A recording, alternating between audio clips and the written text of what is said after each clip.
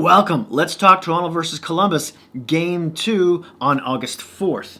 Now, if you don't remember the last game, Columbus won that 2-0, one of them being an empty netter. So they lead this best-of-5 series by a game, and they just suffocated the Leafs and their offense, really. They do what they do to every team, including Tampa Bay last season, and it worked. Toronto had very few dangerous opportunities. Tavares and Marner had an awful game. And their defense looked...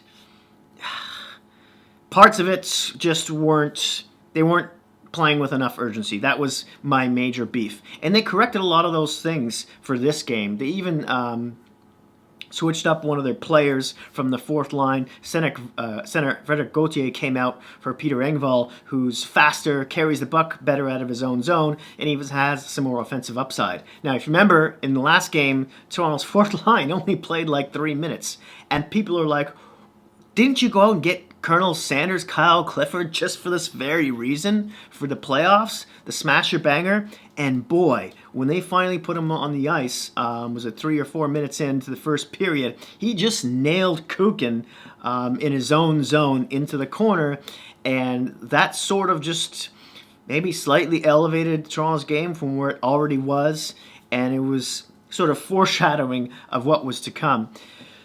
Now, it took like about a period and a half, but Korpisalo was stopping everything that Toronto was throwing at him. I mean, the Leafs had a 15-6 shot advantage after the first period. And then after the second, it was 29-12.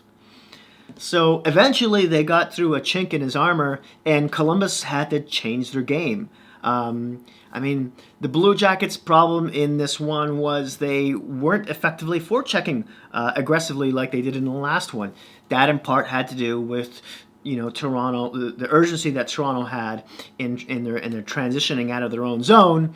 But once they were playing from behind, the Jackets had to take some more risks, including from their defense, which then in turn led to the second goal, and so on and so forth. I'll talk about the box scores in a second.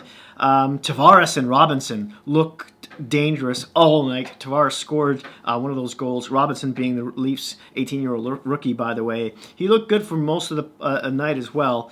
And I think it was like with 2:50 left in the game, Columbus pulled their goalie. It was 6-on-4 because Toronto had a penalty. Hey, the refs called penalties in this game. Isn't that something? But Toronto took a couple of weird ones in the last half of the third period. Questionable, I would say. In any case, they survived and they won the game 3-0. Did I say that already?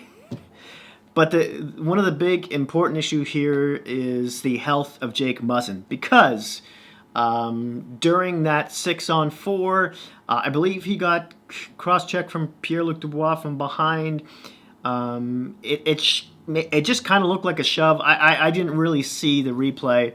I'm not saying it was malicious or anything, but the way he fell forward onto another Columbus player. His head sort of hit a Blue Jackets player's leg, and I think he just tweaked his neck because he fell to the ice, and he was obviously in pain. Not like he was shot dead or anything.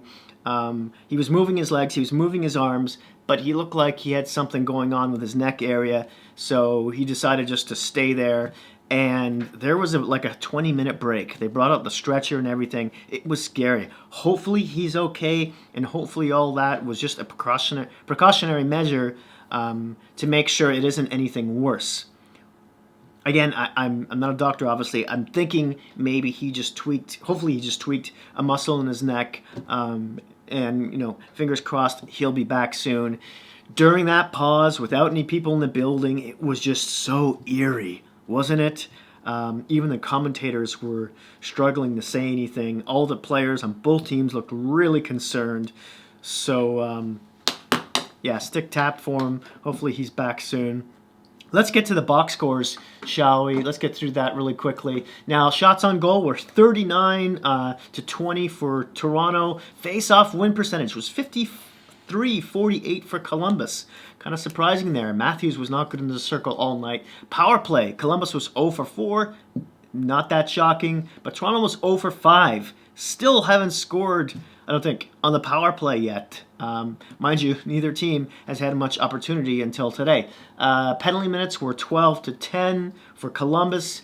The hits were 28-18 for the Blue Jackets. Blocks were 18-16 for Columbus. And the giveaways were 11 apiece. Now, when it comes to the goaltenders, Korpisalo, he had a terrific game. That first goal was a redirection by Matthews. There's no way any goalie really could have stopped that. Werenski kind of pinched hard in the Toronto zone, and coming back the other way, Bjorkstrand took his spot, and he couldn't wrangle Matthews enough, who tipped that sucker into the night. They went up 1-0. In any case, I digress. He stopped 36 of 38 shots, had a .947 save percentage. He's obviously going to start the next game as well. Anderson wasn't tested too much, obviously, only had 21 shots, but he got the shutout. Only let in 1 goal last game, somewhat of a questionable one, but... And then there's the goals. Austin Matthews, there's no goals in the first. In the second, Matthews scored, assisted by Hyman. Very nice pass by Hyman, by the way. I already talked about that deflection there. And in the third period, John Tavares got a breakaway from, was it Jones and Werenski were pinching, and it was a nice pass from Dermott that got Tavares out on his own. He had a long breakaway, like from the blue line on, and he just kind of dipsy-doodled in and out, stick-handled, and just squeezed it past Korpisalo to get that, to make it 2-0 for the Leafs. That was assisted by Dermott and Nylander, And then the empty netter was Morgan Riley, assisted by Matthews and Kerfoot. Matthews getting 2 points on the night. So, yeah, there you have it. I would love to hear from you, Blue Jackets and Leaf fans, in the comment section down below. Let me know what you think about the game. Thank you so much for watching. Please don't forget to hit like, subscribe, and that notification bell, which will alert you when my next video comes out. Thanks again. Be kind to each other out there, and I'll see you soon.